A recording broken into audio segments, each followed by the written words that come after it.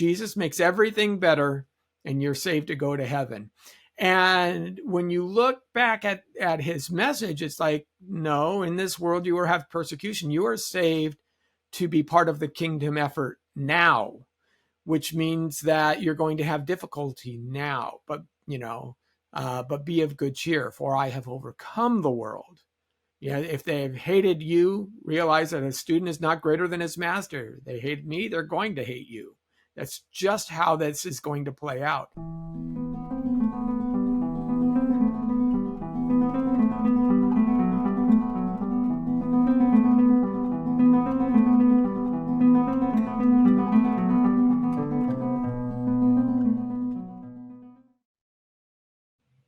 Okay, everyone, welcome again to the Kirkwood Center podcast for Theology and Ethics. My name is Anthony Costello. I'm joined today by Dr. Jacob Daniel and Vice President of the Kirkwood Center, Lenny Esposito. Hi there. Good morning. Okay, so gentlemen, we're going to do our roundtable today on, I think, a topic that everybody is talking about, and they'll probably talk about it for a week or two, and then it'll be gone. That's right. But it's not an insignificant one. This was the Super Bowl ad that aired on Sunday during the Chiefs 49ers Super Bowl by a ministry called He Gets Us, hashtag He Gets Us ministry, that is backed by some, as far as we know, some pretty wealthy donors who got, well, if you can run an ad on the Super Bowl, you have some financing behind you. Now this is the second year, I think, that He Gets Us has run a Super Bowl ad. Okay, and the ad, which seemed the intention, the main intention behind the ad, I think, was something like to decrease the amount of division we have in our culture, right? Especially over certain political issues. Unfortunately, I think it's had the opposite effect, and it's created probably just more division. But Lenny, let's start with you. So give us your take on hashtag He Gets Us campaign, and then we'll get into the ad itself. Well, I remember when I saw this last year, and my first reaction was, what's going on here? How are you, I started to worry, okay, is this a Mormon ad? Is this a Scientology ad? Both of those, have been in play in prior Super Bowls. Of course, Scientology. Even this year. So I was a little cautious about it at first, especially the framing. There was a tinge. There wasn't anything egregiously red flagging. In other words, but there was just a tinge of something that just doesn't seem to be quite in focus. Maybe it starts with the hashtag itself, He Gets Us. That seems to put the emphasis on us. And, so you get a little bit of a head cock on the thing.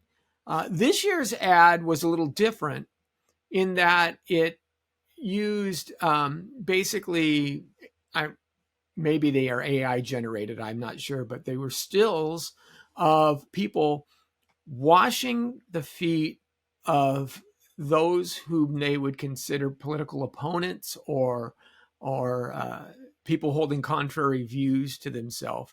And usually it was set in contradistinction to another group in the distance or in the background or off to the side who took kind of the quote unquote traditional approach. Either they're, protesting outside an abortion clinic, or they're, doing some of these things. Anyway, it traded on a lot of stereotypes like this, the farm worker and the immigrant laborer and things like this. So you start to say, what's going on here with this ad? What is this all about? And the idea I went to the website when I saw it last year. I said, who are these people? Who are they about? And basically what they say is they're just trying to break through the noise, break through the milieu of what people may expect or what they assume Jesus is, and when we talk about Jesus, and trying to cut through into bringing a new approach so that people can see Jesus in a different way, in a different light, maybe weigh in on him in a more non-biased perspective. That Yeah. seems to be the objective to it.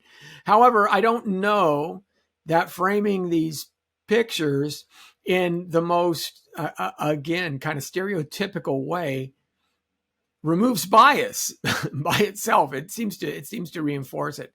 So when you start to dig further, though, you find out that does have some evangelical underpinnings to it in terms of some of the sponsors, folks who more broadly support a lot of different efforts to get religion into culture. The Green Foundation, for example, they did the Museum of the Bible, right? The Hobby Lobby folks who are sponsoring them, but they are also others who seem to be more on the progressive side of Christianity, and even those, the ad agency itself is non-Christians, but they all like Jesus. And my concern then with He Gets Us was it shoots perhaps to a proper goal, but it does so by shooting out of focus and off target.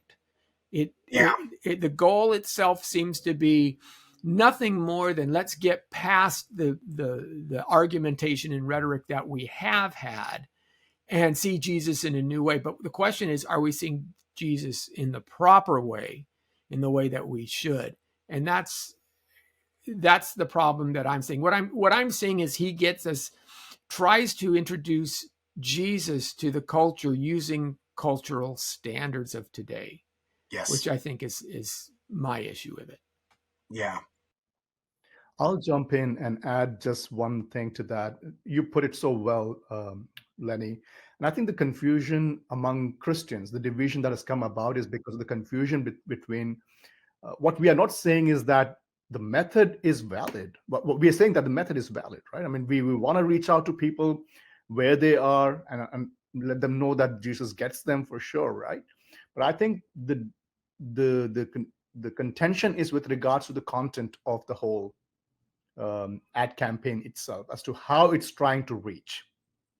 It's not merely that they want to reach, but how they're trying to reach.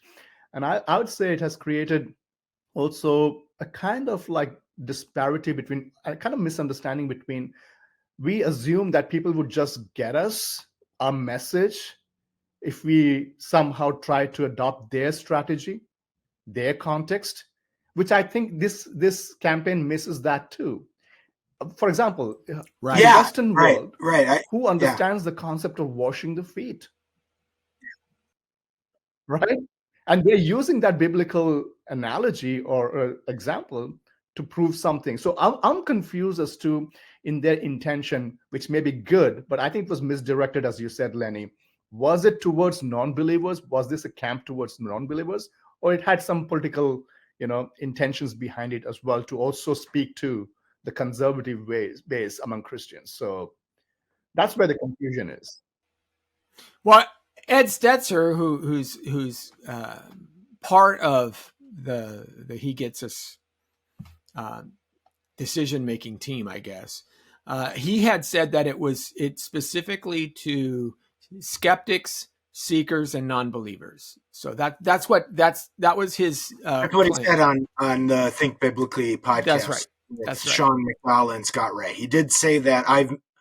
We can comment. I'll make some comments on that as well. I think that's. I feel like it's a lack of discernment. I know Ed Stetzer lives and moves and breathes in these sort of media circles and travels from coast to coast, and he's very well known. But like as Jacob pointed out, if this is aimed at skeptics, then is the image of feet washing even something that they would understand? I mean, one of the things that I brought up in my article, which is up on Patheos on this, is, not all of the images, and again, just as a reminder to the audience, this is the ad that is what we'll just call the foot washing ad. Yeah, and we'll put a link to it on below. And we'll link to it, but it's very easy to find. It's all over the place, so just watch it. It's only about 30 seconds long. But not all of the images, but most of them are clearly set in a political context, as you mentioned, Lenny. One is the woman in front of the abortion clinic washing the girl's feet, who's, I guess we are supposed to assume, is considering having an abortion or maybe just had one. The other is the white oil field worker washing the feet of the Native American girl holding up an environmentalist sign. Another is the police officer washing the foot of the black man in sort of the back alley of the ghetto. And there are others, and they're clearly political. And the priest washing the feet of the transgender or gay man at the beach. So they're obviously political, right? I mean, there were a couple others that were not explicitly political, like what looked like a son washing his father's feet in the kitchen and so on and so forth. So if you don't know what foot washing is about and you look at that and you're a non-believer, you're just going to think this is another DEI ad. This is a relative of mine who he wasn't watching the ad carefully, but he was just kind of looking and he thought, oh, here we go again, another political ad pushing DEI and everything and a certain kind of political agenda. And then he was bewildered when he saw like just Jesus get thrown up at the end.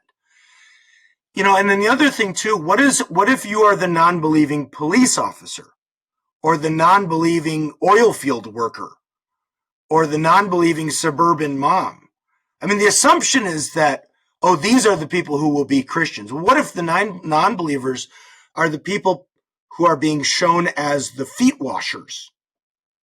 I think the interpretation is rather obvious. If I'm a non-believing cop or a non-believing oil field worker, is I've done something wrong or my views are wrong and I need to go show allegiance or deference to my political opponents. Right? Again, this is if you're a non-believer watching this and it's being told to you as a non-believer, but you're in one of those social or roles that you've kind of done something wrong and you need to go make up to your ideological opponent. That's the way I would read it. And that to me brings in the question, why even use political imagery at all if the intention here is to transcend politics, is to show how Jesus transcends us as political human beings, as homo politicus, why not just leave the politics out of it completely? And there's an alternative to this out there right now online, which is called hashtag He Saves Us, that somebody made. And I'm like, it's the better message, I think, because it avoids politics completely. And it just shows images of people, some of who are relatively well known in the Christian community, others maybe not so much, who've been saved and transformed by Jesus. And it has nothing to do with politics. So I think the use of the political imagery at all was already a misread. It was muddling. Yeah. So if they wanted to be more consistent and more biblical, to tell you the truth, the better message for servant approach for Jesus' message would be taken from, if someone compels you to walk a mile, walk two. That's harder to do in a television commercial. And to Jacob's point, it's also harder to communicate culturally because there's a whole background of Roman soldiers compelling Jewish people who had to be subservient to them and through gritted teeth, that you were obliged by law to carry a Roman pack 1 mile. And so I want to recognize that it's not so far afield. This message isn't so far afield. Jesus does say, love your enemies, pray for those who persecute you. He does teach us to turn the other cheek. He does teach us to continue to walk, but that's not all he teaches. And the problem with he gets us, again, even the hashtag, where's the emphasis? Is it on him or is it on us? He saves us is an interesting counterbalance, because although we are the ones who are changed, it puts the dependency upon him instead of upon us. Yeah.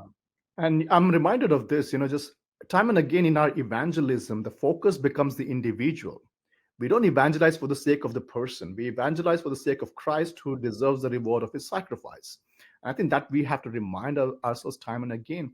And we can't put God in the dock. It is always people who are in the dock making, they have to make a judgment with regards to the truth of the person of Jesus Christ. So Christ has to be the center, right? That's so much important and necessary.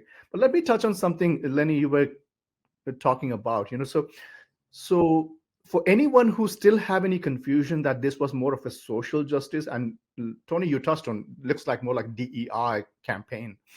Let me pose this to you. Gospel is relevant to anyone at any time in any place around the world. If there was an Indian sitting in India watching the Super Bowl and watching these ads, No, it would be very they're not obvious aware for of that all person. the political It doesn't issues. speak to my context at all. Yeah. It's speaking to the American political context.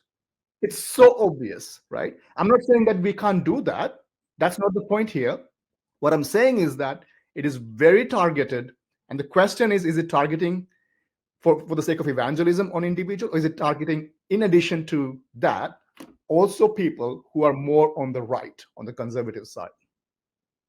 Well, okay, and Jacob, we should point out, and this is something that when people watch the video, I don't think I'm wrong here. I think my interpretation is pretty obvious. It's the most common sense interpretation.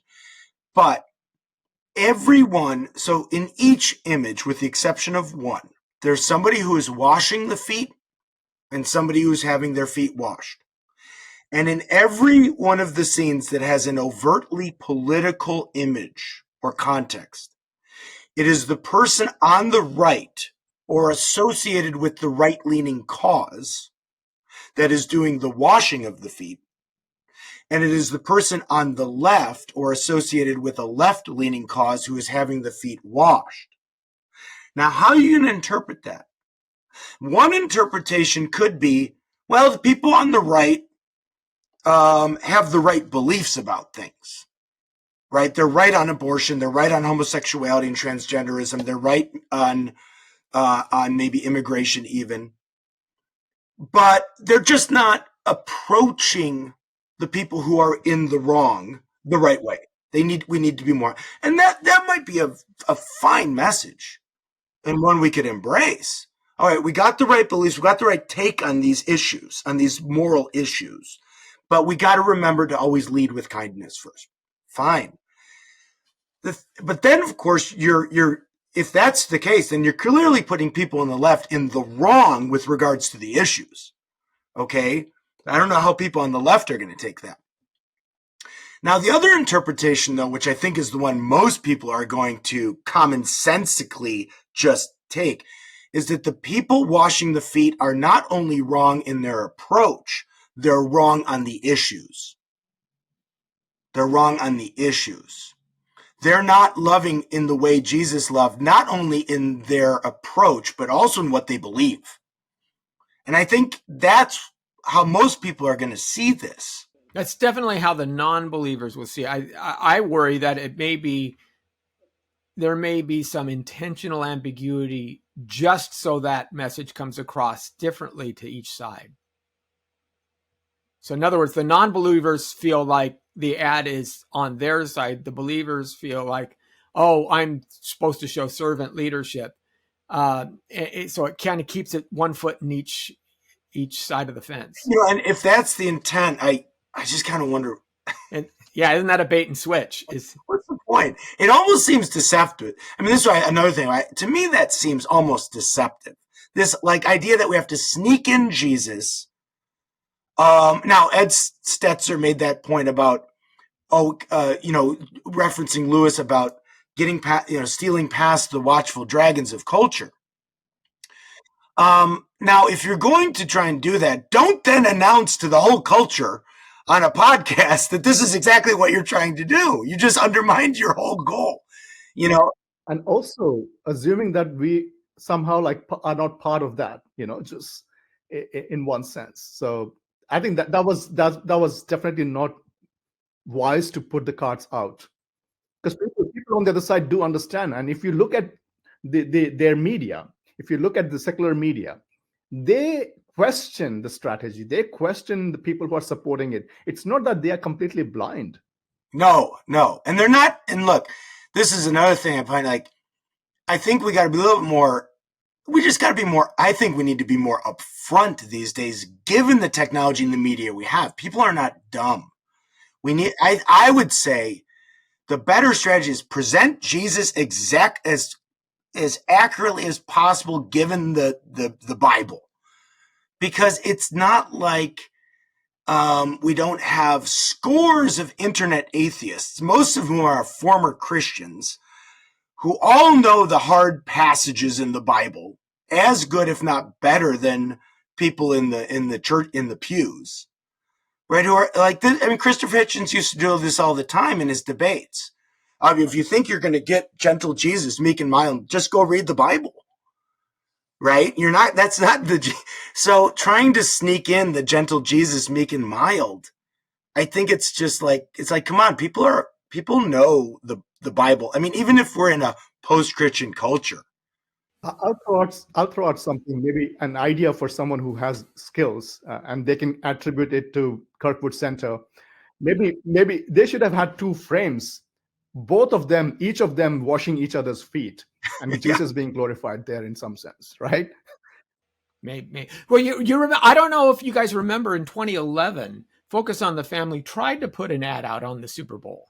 Do you guys remember this? The campaign, basically all it was, and you can find this online. It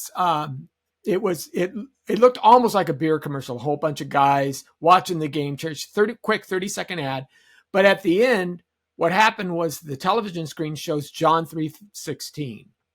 And then it fades to a web address. And what happens is the guys look at each other like, what is this? And they go to a smartphone to start typing it in and look it up. And that was the whole ad. It was rejected by, I think it was Fox who was carrying the Super Bowl that year, but it was rejected by them. But there's another ad that A, prompts curiosity, B, gets people to dig deeper, but John 3:16, and how appropriate that that's so tied to football these days. But to show the next step, to look it up and see what happens there. So there's another approach. And funny, back then that was rejected. This one isn't. So it's really an interesting dichotomy. I just want to, remind anybody who watches this, I'm not, none of us are questioning the heart or the intent of those who made. We might question their discernment, especially in like going to a secular marketing agency to do this. One wonders there. But I've met Steve Green. I've been to the Museum of the Bible.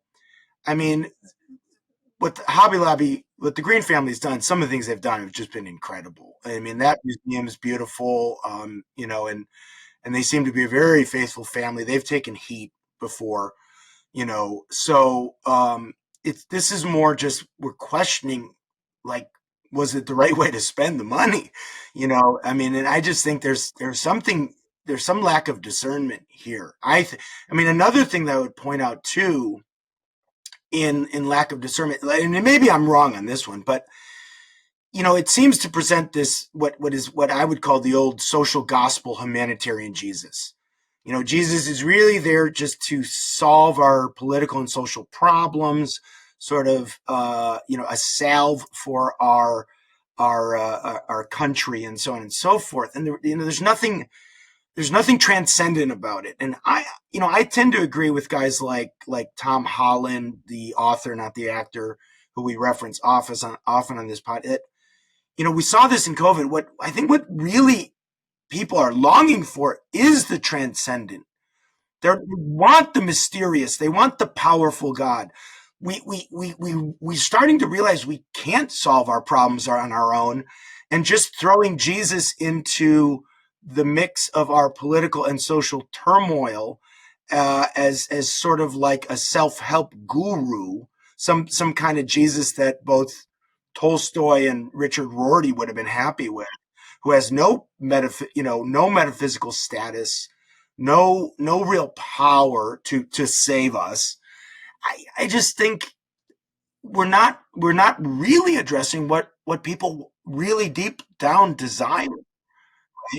When people need chemotherapy, I mean, we are trying to treat it with Tylenol, and I think that's not going to work. That's only, mislead them and get some wrong diagnosis later, even make worse the whole situation worse. So yeah.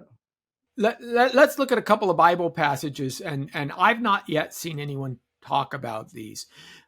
John chapter 2, Jesus, of course, goes to Cana, right? Does the miracle of water into wine, cleanses the temple, does that. And in verse 23, it says, when he was in Jerusalem at the Passover feast, many believed in his name when they saw the signs he was doing.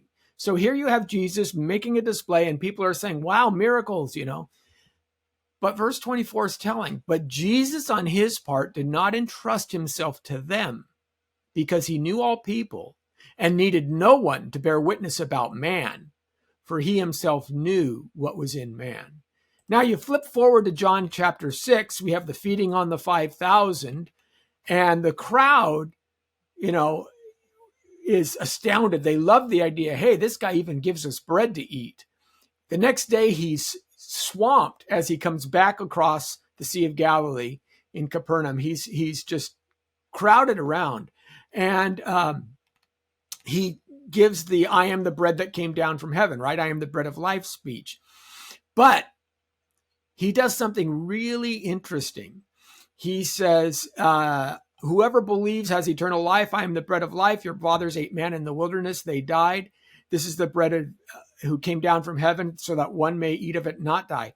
Now the Jews then disputed among themselves, saying, how can this man give us his flesh to eat? And when many of his disciples heard it, they said, this is a hard saying, who can listen to it? But Jesus, knowing in himself that his disciples were grumbling about this, says, do you take offense at this? And he goes on to say, if what you were to see the Son of Man ascending to where he was before, it is the Spirit who gives life, the flesh is of no help at all. The words I have spoken to you are spirit and life, but there are some of you who do not believe. So the idea, verse 66, many of his disciples turned back and no longer walked with him because they couldn't handle the second half of that message. They liked the idea of miracles. They liked the idea of the comforting Jesus. But Jesus purposely puts some hard truth in front of them and loses followers because of it. And that's straight out of the Gospel of John. And that's what I've not heard discussed here, that there is a higher standard. It's not Jesus can be all things to all people. It needs to be, you have to eat my flesh and drink my blood. Otherwise, you have no part of me. And the rich young ruler, what shall I do to have eternal life? Right? Jesus says, do these things, but there is one thing that you need to deal with. He was not pursuing them to just grabbing them somehow and pushing them into the kingdom. He was not after that. This is, yeah, I mean, that reminds me, I think one flaw in our evangelism in the contemporary media era, especially in the evangelical churches, I grew up Catholic, there wasn't as much of this, is maybe there's, just this problem of trying to be in the business of show business. It's kind of, I'm reading Postman's Amusing Ourselves to Death. It's kind of like we feel we have to package Jesus a certain way, a way that he's not actually presented to us in the actual scriptures. And, and that's, with all, without all of the culturally offensive pieces. And again, I would just say, one, I think this is almost deceptive, right? We should be clear about who Jesus is. It's given to us in the Gospels. Not try and cover up stuff, and let the chips fall where they may. That's God's business anyways. The other thing that, too, I think, and again, I don't want to go off of one line that Ed Stetzer used from C.S. Lewis, but I've been teaching through Lewis for 3 years now. And, line by line through Lewis's books. And the Watchful Dragon, when Lewis was doing pre-evangelism, this was an intellectual work. When you're already hashtagging Jesus's name up there, I don't know that that's pre-evangelism. That's just evangelism, in my view. You're already saying Jesus, hey, this is about Jesus. When Lewis is writing like Abolition of Man or something, this is like questions of like, is there truth? Are there objective moral values and duties? Is there historical, these are the pre-evangelism piece is before you just start throwing out Jesus's name all over the place. It's getting people to recognize general revelation, so that then it can open them up to special revelation. I don't think that's what he gets us is doing. If they're trying to do that, I think they're putting the cart in front of the horse. And so for our audience, right? So to distinguish, I think pre-evangelism would be, and this is the challenge that we have on our side, for example, pre-evangelism would be that we create an environment where we would be able to actually show he saves us, video, because they wouldn't let us do that. That would be pre-evangelism, that we create a space that we have a say in the culture, that we can actually show that. And I don't think we are there, right? That's our challenge too. So they are definitely dealing with that challenge, but calling it pre-evangelism, as you said, Tony, I think that would be a mistake when you're invoking the name of Jesus. And, that's definitely evangelism. And in both cases, I think we need to be careful. Also, we got to be shrewd. We got to be strategic. That's needed. So I do comment on the side that they found a space to actually talk about Jesus, but they did it in a wrong way. That's what we are objecting to, not to the method, not to the idea that we have to find a space to speak about Jesus. So that definitely a challenge. I don't think the whole campaign would have been possible if they had exactly the kind of like video that we saw with He Saves Us. That would have been a challenging thing for sure. Maybe He Saves Us would not have gotten picked up by the by who was it, CBS or NBC? CBS, yeah. CBS. Maybe like I said, the John 3:16 campaign didn't. Yeah, it got rejected. So yeah, especially when you had Rosaria Butterfield in there, her coming out of lesbianism, Laura Perry, coming out. But the good thing is that they didn't have to spend millions of dollars because it has become viral in one sense. Yeah, I hope it does, because it's a powerful. I'm so glad that guy did it, and it is. That to me, that I don't know, that is as somebody who had a similar conversion to the people that, who came out of a lot of stuff. That's what really is powerful. I don't know if humanitarian Jesus, is.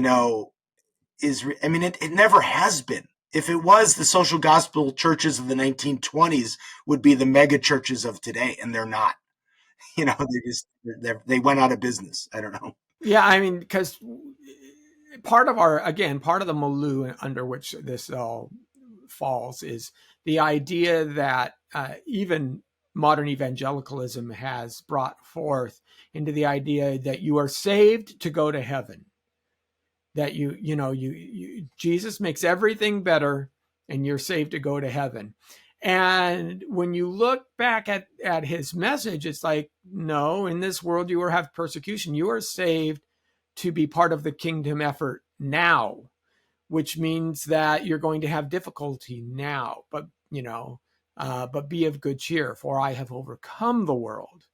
Yeah, if they've hated you, realize that a student is not greater than his master. They hate me, they're going to hate you. That's just how this is going to play out. The early church understood this historically. They looked at their martyrs and they understood how martyrdom they felt was actually something that could be obtained as a spiritual gift. They didn't believe that everybody could be a successful martyr, and obviously that's not true. People recanted. They would waver. There's all kinds of things that happen. But those that went to their death proclaiming the name of Jesus, they felt that those were the ones who were the most holy, the most supernaturally empowered, because they recognized that building the kingdom may mean denial of self. And the denial of self aspect, and Jacob, you had mentioned the rich young ruler, right? Go and sell all that you have and follow me. Self-sacrifice, self-abasement, those messages don't play well in the 21st century. Yeah, well, that's good. And, well put. By way, of just a final word here. Again, not questioning the intentions of the folks behind it, but it's a harder hurdle to jump than I think most people realize. Yeah, right. And maybe it raises the question again of what is the medium that we're using to do our evangelism? Can we really get it? Is evangelism of the gospel of Jesus Christ? Can it be done in little soundbite and video bite forms? We feel we need to do it that way because that's how the culture receives its messages. But maybe 30-second football ads with lots of political imagery, not the best way to. I would say the test of any evangelism effort, whether it is right way or not, is whether the individual who is being evangelized is also ready for discipleship. Yeah, that's good. All right, gentlemen. Well, hashtag he gets us. I mean, that we'll see where it goes. I guess we should say that God can use anything for his kingdom and for his purposes, and this wouldn't discount that some people maybe did see that. And I think he will. I think that there will be those who are genuinely saved out of it. I do believe that. What concerns me is if there will be others who are insulated from salvation because of it, because of the messaging. And it's easy for them to dismiss any evangelistic efforts because they're those people who are not washing my feet. Right. All right, gentlemen. Sounds good. Thank you for being here today, and we will see you guys next time.